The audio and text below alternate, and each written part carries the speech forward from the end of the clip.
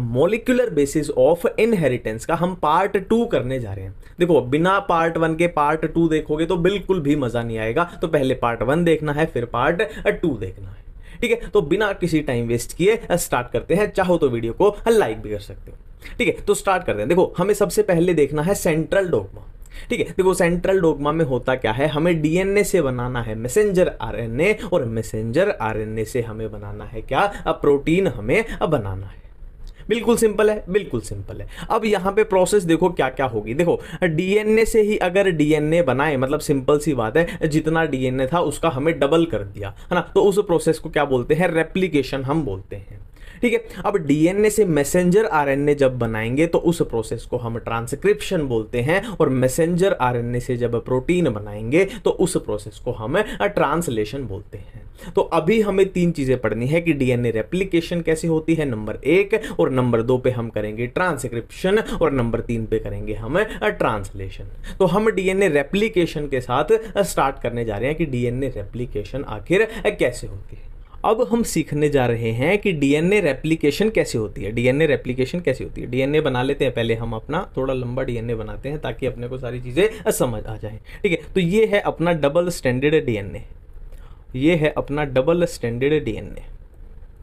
ठीक है, अब इसमें पोलैरिटी बना लेते हैं। मान लो ये अपनी थी 5' और ये है 3', तो ये 5' है तो ये हो जाएगी 3' और ये हो जाएगी 5'।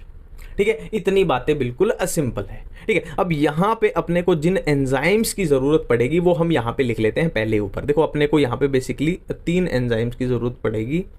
एक होगा हेलिकेज, है ना, इतने से अपना काम चल जाएगा, इससे ज़्यादा फालतू एंजाइम की है ना अटंटा मत करना। हेलिकेज, एक अपना होगा क्या, आरएनए पॉलीमरेज, और एक अपना होगा क्या, डीएनए पॉलीमरेज। ठीक है, अब इनका क्या क्या फंक्शन होगा वो हम बातें करेंगे, कौन सा helicase, RNA polymerase, DNA polymerase. ठीक है, अब क्या है, ये अपना डीएनए है। अब हमें रेप्लिकेशन करनी है। रेप्लिकेशन मतलब एक डीएनए से 2 बनाने हैं, मतलब जितना है उसका डबल बनाना है, सिंपल सी बात ये है। ठीक है, तो डीएनए के अंदर एक लोकेशन होती है, डीएनए के अंदर एक लोकेशन होती है जहां से डीएनए रेप्लिकेशन स्टार्ट होती है, और उस लोकेशन को क्या नाम देते हैं, ओराई उसको हम बोलते हैं। ओराई यानी ओरिजिन ऑफ रेप्लिकेशन।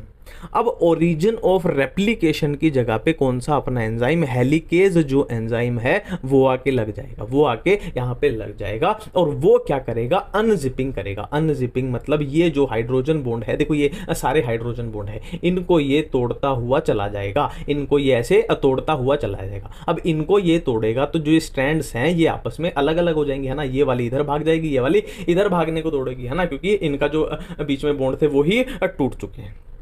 ठीक है, तो ये सारा सिनेरियो कैसा दिखाई पड़ेगा एक बार ढंग से बना लेते हैं।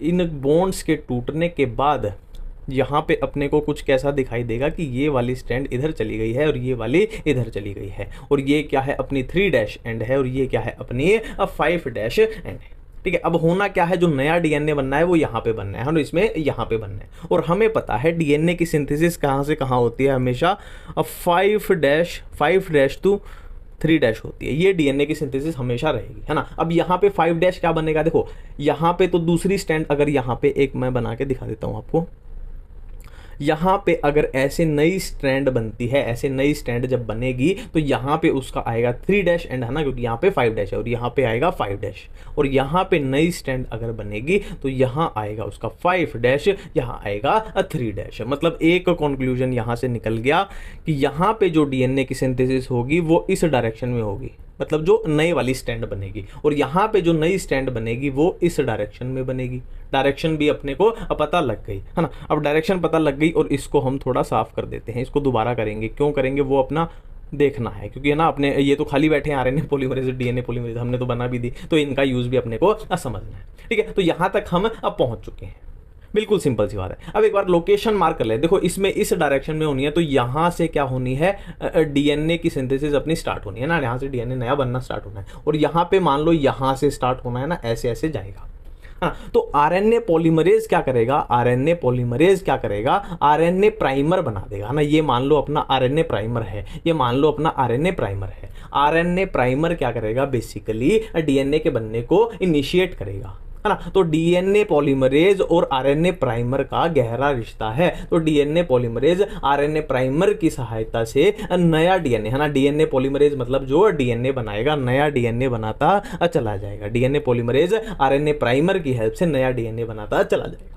ठीक है, अब यहाँ पे डीएनए कैसे बनेगा, मान लो ये अपना बन गया और यहाँ पे कैसे बनेगा, ये अपना बन गया, और उनके बीच के बॉन्ड हम बना देते हैं। पोलैरिटी की बात करें तो ये बनेगी 5' ये बनेगी 3'। तो इतनी कहानी ठीक है, इतनी कहानी बिल्कुल ठीक है। अब यहाँ पे एक ट्विस्ट है। अब ये हेलिकेज जो एंजाइम है, ये यहाँ पे रुकने वाला नहीं है। ये बोल रहा है कि मेरा काम है तोड़ना फोड़ना, तो मैं यहाँ नहीं रुकूंगा। ये यहाँ तक पहुँच गया तोड़ते फोड़ते। ठीक है, अब तोड़ते फोड़ते यहाँ तक पहुँच गया तो सिंपल सी बात है, देखो यार रबड़ कहाँ गई, रबड़ गुम हो जाती है। ठीक है, तो ये इसको तोड़ते तोड़ते यहाँ तक पहुँच गया। यहाँ तक अपना क्या पहुँच चुका है, हेलिकेज एंजाइम अपना अनजिपिंग करते हुए यहाँ तक पहुँच चुके हैं। अब ये कैसी दिखाई पड़ेंगी भाई, ये स्टैंड कैसी दिखाई पड़ेंगी, देखो ये तो नई कौन सी बनी थी, यहाँ पे ये वाली बनी थी, तो ये अपनी पुरानी थी और ये अपनी पुरानी थी। ठीक है, अब यहाँ भी चीज़ें बननी है। अब यहाँ भी तो नया डीएनए बना है ना, सेम प्रोसेस जो यहाँ हमने की वो सेम यहाँ होनी है ना। आरएनए पॉलीमरेज क्या है, आरएनए प्राइमर बनाएगा, आरएनए प्राइमर डीएनए पॉलीमरेज बनाएगा। अब फिर से एक बार डायरेक्शन चेक कर लेते हैं, देखो यहाँ पे तो इस डायरेक्शन में बनेगा, इस डायरेक्शन में बनेगा, और यहाँ पे इस डायरेक्शन में बनेगा। ठीक है, अब यहाँ पे एक लॉजिकल बात देखो, यहाँ पे ये हेलिकेज जब आगे बढ़ता जाएगा तो ये वाली स्टैंड जो है हेलिकेज का पीछा करते करते कंटिन्यू बनती जा रही है ना। तो ये आगे निकल जाएगी, ज़्यादा लग जाएगी, ज़्यादा, इसीलिए इसको बोलते हैं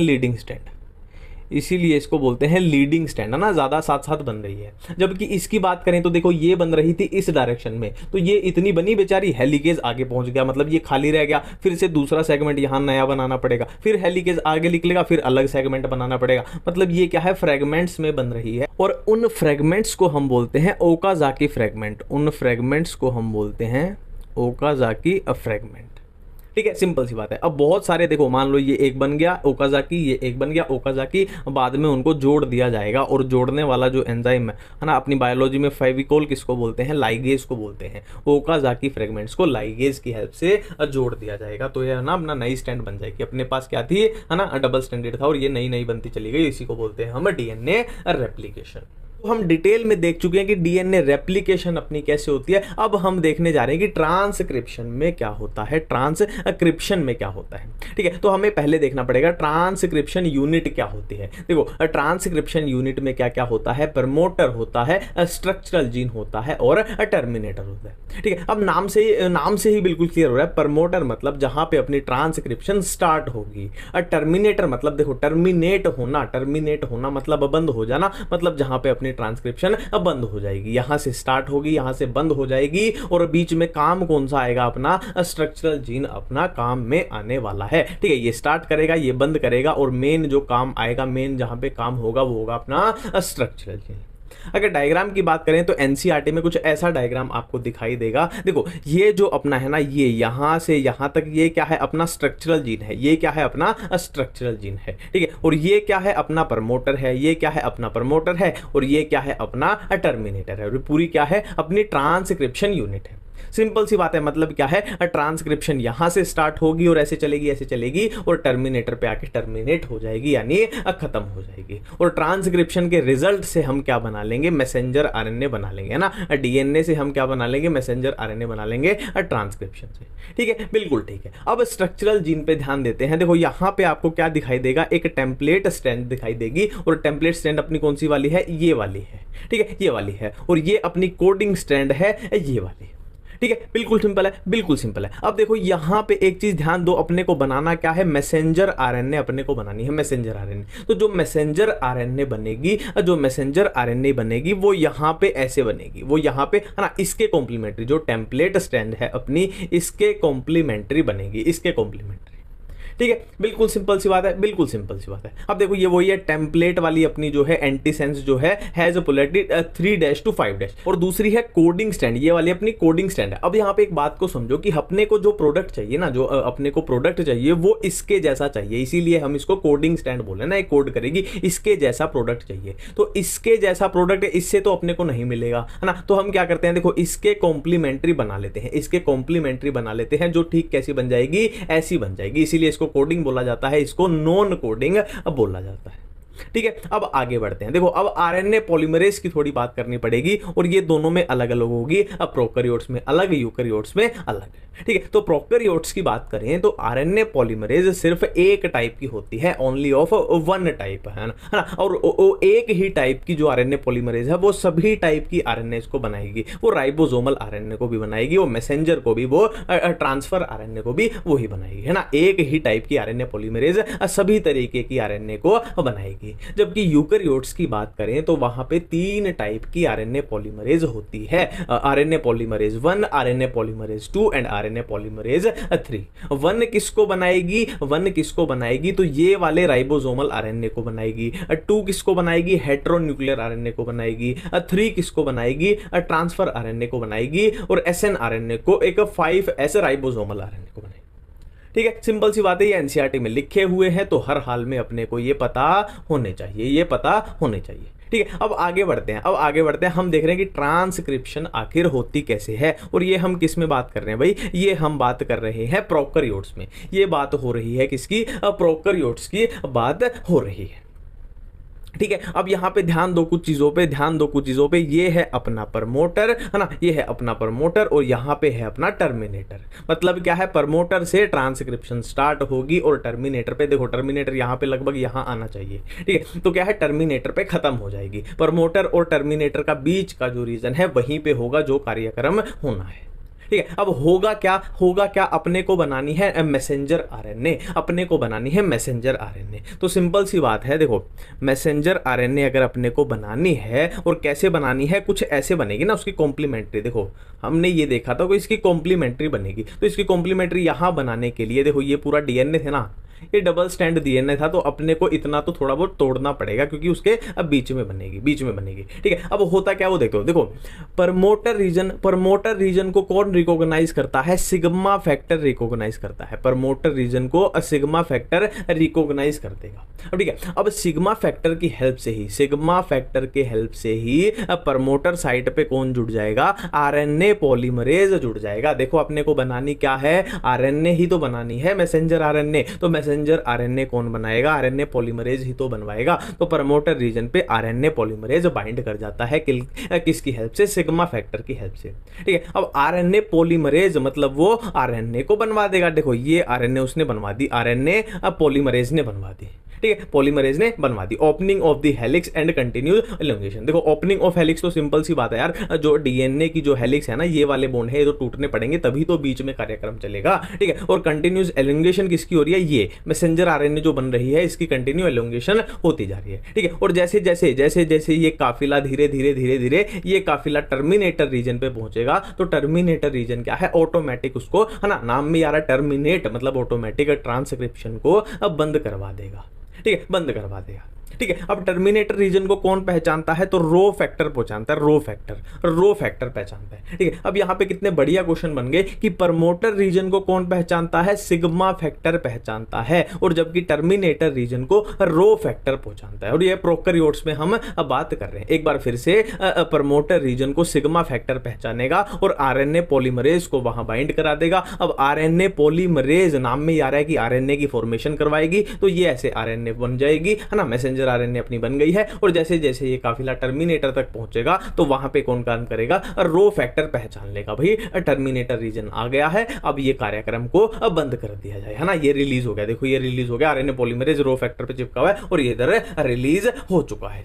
ठीक है, सिंपल सी बात। ये हमने कहां पे बात की है, ट्रांसक्रिप्शन इन प्रोकैरियोट्स में ये हमने सारी बातें की है। अब नेक्स्ट देखो, ये बहुत इंपॉर्टेंट है। देखो इन बैक्टीरिया यानी हम प्रोकैरियोट्स की बात ही कर रहे हैं। प्रोकैरियोट्स यानी जो अभी ये प्रोसेस हमने देखी इसी की बात हम कर रहे हैं कि इन bacteria messenger RNA does not require any processing. मतलब क्या है, मैसेंजर आरएनए को प्रोसेसिंग की जरूरत नहीं पड़ती है ना, वो क्या है एक्टिव फॉर्म में ही होती है, ठीक है। जबकि यूकैरियोट्स की बात करें, देखो ये अपना क्या है, ये अपने यूकैरियोट्स की बात हम कर रहे हैं, ये अपने यूकैरियोट्स की बात करें। यूकैरियोट्स में क्या होता है, यूकैरियोट्स में एक्सोन होते हैं, आधे इंट्रोन आधे एक्सोन आधे इंट्रोन होते हैं, है ना। उसको हेटेरोन्यूक्लियर आरएनए बोलते हैं। हेटेरो मतलब ना डिफरेंट डिफरेंट है, ठीक है। तो इसकी प्रोसेसिंग हमें करनी पड़ती है। अगर हमें एक्टिव मैसेंजर आरएनए चाहिए तो उसकी प्रोसेसिंग हमें करनी पड़ती है, किसमें, यूकैरियोट्स में। जबकि प्रोकैरियोट्स में हमने क्या से देखा कि डायरेक्ट ही बन रही है, अपनी कोई प्रोसेसिंग की जरूरत उसमें नहीं पड़ रही। तो यही बात बोली गई है ना,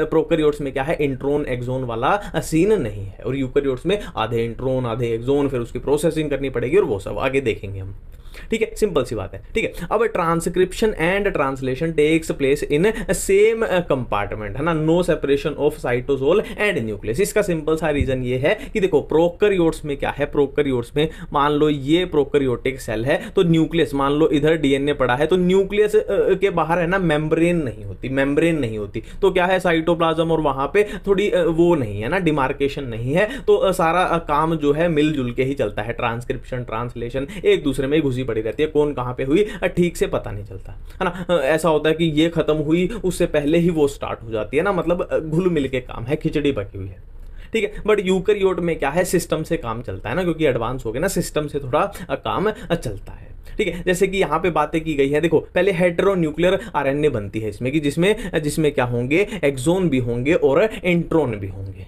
ठीक है। अब अपने को करना क्या है, देखो अपने को इंट्रोन को रिमूव करना है, अपने जो काम के हैं वो सिर्फ एक्सोन है। तो इस प्रोसेस में हम क्या करेंगे, हम इंट्रोन्स को रिमूव कर देंगे, खाली अपने पास एक्सोन रह जाएंगे। ये अपने पास क्या है, खाली अपने पास एक्सोन रह जाएंगे, और इस प्रोसेस को हम क्या बोलते हैं, स्प्लाइसिंग बोलते हैं, जिसमें हमने इंट्रोन्स को रिमूव कर दिया है, स्प्लाइसिंग बोलते हैं, ठीक है। अब यहाँ पे दो प्रोसेस और होंगी, कौन सी, कैपिंग एंड टेलिंग। देखो जो कैपिंग है वो कहां पे होगी, 5' एंड पे, और वो कौन करेगा, देखो कैपिंग होगी 5' एंड पे, और किससे होगी, methyl guanosine triphosphate, methyl guanosine triphosphate, ये हो गई अपनी कैपिंग। और टेलिंग किससे होगी, पॉली एडिनाइल टेल, है ना, ये होगी 3' एंड पे, पॉली ए टेल, ठीक है। तो ये हमने देखी ट्रांसक्रिप्शन इन यूकैरियोट्स, ठीक है। नेक्स्ट बात करते हैं हम, ट्रांसलेशन की बात करेंगे, ट्रांसलेशन की, है ना। ट्रांसलेशन में हमें ट्रांसफर आरएनए को देखना पड़ेगा, ट्रांसफर आरएनए को, तो ये अपना ट्रांसफर आरएनए होता है। अब ट्रांसफर आरएनए में क्या है, देखो अब अपने को क्या बनाना है, प्रोटीन बनाना है, अब अपने को प्रोटीन बनाना है, ठीक है। हम मैसेंजर आरएनए बना चुके हैं, देखो ट्रांसक्रिप्शन का रिजल्ट क्या, अपने को मैसेंजर आरएनए तो बनानी थी, तो मैसेंजर आरएनए हम बना चुके हैं, चाहे प्रोकैरियोट में देख लो, हम मैसेंजर आरएनए बना चुके हैं, ठीक है। अब देखो इस मैसेंजर आरएनए का, ये अपनी मैसेंजर आरएनए आ गई, ये अपनी मैसेंजर आरएनए आ गई, जिसपे ये कोडोन है, है ना, ट्रिपलेट होते हैं, ठीक है। अब ठीक इन कोडोन के एंटी जो है ना, जो इनसे बाइंड करेंगे वो क्या होंगे, एंटी कोडोन होंगे, वो क्या होंगे, देखो ये है कोडोन, और इससे बाइंड जो होंगे वो होंगे एंटी कोडोन। तो कोडोन कहां पे होंगे, इस मैसेंजर आरएनए पे, और एंटी कोडोन कहां पे होंगे, इस ट्रांसफर आरएनए पे। एंटी कोडोन कहां पे होंगे, इसे ट्रांसफर आरएनए, है ना। और यहां पे एक और बात का ध्यान रखेंगे कि हर ट्रांसफर आरएनए अपने सिर पे बिठा के किसको लाता है, अमीनो एसिड को लाता है, जैसे ये एसिरिन को लाया है, और ये वाला ट्रांसफर आरएनए जैसे टायरोसिन को लाया है, ना। स्पेसिफिक होते हैं कि ये वाला ट्रांसफर आरएनए इसी को बिठा के लाएगा, ये वाला ट्रांसफर आरएनए इसी को बिठा के लाएगा, ठीक है। तो यहां पे वही बातें लिखी गई हैं, कि एंटी कोडोन लूप होगा, ये क्या है, एंटी कोडोन हमने देख लिया, ठीक है। और क्या है, अमीनो एसिड एक्सेप्टर एंड हो गया, है ना, जहां पे अमीनो एसिड लगेगा वो अमीनो एसिड एक्सेप्टर एंड हो गया, ठीक है। Transfer RNA specific for each amino acid, ये भी बात हमने कर ली कि ये वाला ट्रांसफर आरएनए इसी को बिठा के लाएगा, ये वाला सिर्फ इसी को बिठा के लाएगा, ठीक है। For initiation there is another specific transfer RNA that is referred to as initiator transfer RNA. ये बातें अभी ये प्रोसेस में हम देख लेंगे, इसकी टेंशन मत लो। There is no transfer RNA for stop codon, है ना। अभी कोडोन वाला नीचे देखेंगे ना, तब बताऊंगा क्यों नहीं है ना, सिंपल सी बात है यार, कोडोन ही स्टॉप है, मतलब वो किसी के लिए कोड ही नहीं कर रहा, मतलब वो प्रोटीन ही नहीं बनाना चाहता, तो ट्रांसफर आरएनए का तो कोई लेना देना होगा ही नहीं, है ना, सिंपल सी बात है। क्यों होगा लेना देना, है ना, ट्रांसफर आरएनए तो बेचारा अमीनो एसिड लेके आता है, वो तो प्रोटीन बनवा रहा है, और ये स्टॉप कोडोन मतलब वो कुछ भी नहीं करेगा, तो उसके लिए क्यों ही होगा, सिंपल सी बात है। ठीक है, और यहां पे दो चीजें याद रखनी है आपको कि secondary structure of transfer RNA कैसी होती है, क्लोवर लीफ होती है, ये आपको याद रखना है। एक इन्वर्टेड एल आपको याद रखना है, क्लोवर लीफ इन्वर्टेड एल जहां भी आ जाए मतलब ट्रांसफर आरएनए से रिलेटेड है, याद रखनी है चीजें। ठीक है, अब देखते हैं कि ये प्रोटीन कैसे बन रहा है, प्रोटीन कैसे बन रहा है। ठीक है, देखो ये ट्रांसफर आरएनए ये वाला है ना, जो ये वाला है ये पुराना है, अभी इस पे ध्यान मत दो, आप नए वाले पे ध्यान दो, नए वाले पे। देखो ये ट्रांसफर आरएनए मान लो इधर से आया, और किसको लेके आया, मैंने बोला था ये अपने सिर पे अमीनो एसिड को बिठा के लाता है। ठीक है, तो ये इस अमीनो एसिड को बिठा के लाया, तो यहाँ पे क्या होगा, देखो ये इसके क्या थे, एंटीकोडोन थे, ये दूसरे वाले के एंटीकोडोन है, और ये अपनी मैसेंजर आरएनए है जिसके ये कोडोन है ना, ये यहाँ पे ऐसे बाइंड कर गया। ठीक है, अब क्या होगा, ये जो पहले से चेन अमीनो एसिड की बनती आ रही है, ये चेन यहाँ पे बाइंड हो जाएगी, है ना, ये चेन बाइंड हो जाएगी, ये चेन और लंबी हो जाएगी। ठीक है, अब क्या है, ये यहाँ से उड़ जाएगा, है ना, ये वाला ट्रांसफर आरएनए यहाँ से उड़ जाएगा। अब ये यहाँ से उड़ जाएगा तो क्या होगा, यहाँ से ये वाला नया आके यहाँ लग जाएगा, है ना, और जो चेन यहाँ पे मान लो यहाँ पे वो चेन इतनी लंबी हो जाएगी, फिर है ना, इतनी लंबी हो जाएगी ना, इससे ये चेन इस पे आ जाएगी। अब ये चेन इसको नेक्स्ट वाले को ट्रांसफर कर देगा ना, ये यहाँ पे लग जाएगा, फिर वो चेन इस पे लग जाएगी ऐसे, और वो चेन ऐसे लंबी होती जाएगी, लंबी होती जाएगी। और आप एक बात याद करो कि प्रोटीन असल में होता क्या है, आप एक बात याद करो, प्रोटीन असल में होता क्या है, प्रोटीन अमीनो एसिड का पॉलीमर ही तो होता है ना। ये चेन बहुत लंबी हो जाएगी तो उसी को तो प्रोटीन बोलेंगे, पॉलीपेप्टाइड चेन बन जाएगी, है ना, सिंपल सी बात है। प्रोटीन ऐसे ही तो बनता है, इसी को हम बोलते हैं क्या, ट्रांसलेशन बोलते हैं।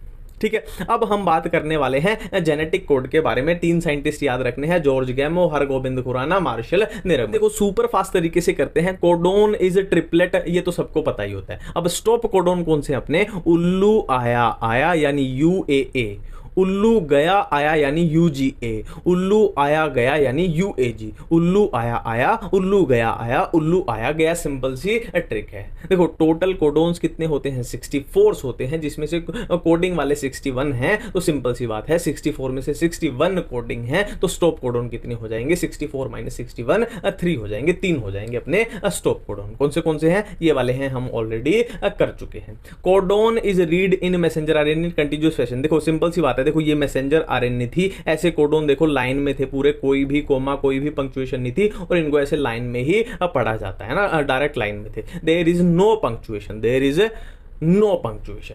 ठीक है, code is nearly universal, universal नाम से ही समझ गए कि सबके लिए समान है। इसके जो रूल हैं कोडोन्स के, है ना, और जो भी इसमें है वो सबके लिए समान है, बट इसकी कुछ एक्सेप्शन एनसीईआरटी में लिखी गई है, माइटोकॉन्ड्रिया एंड सम प्रोटोजोन। ठीक है, some amino acids are coded by more than 1 codon, hence the code is degenerate. क्या है, सम अमीनो एसिड्स, मान लो एक अपना कोडोन है वो किसी, देखो यहां पे समझाता हूं, मान लो एक अपना कोडोन है वो एक्स के लिए बाइंड करता है, ठीक है, और दूसरा अपना कोडोन है वो भी एक्स अमीनो एसिड के लिए ही बाइंड करता है ना, तो ये बात यहां पे बोली गई है।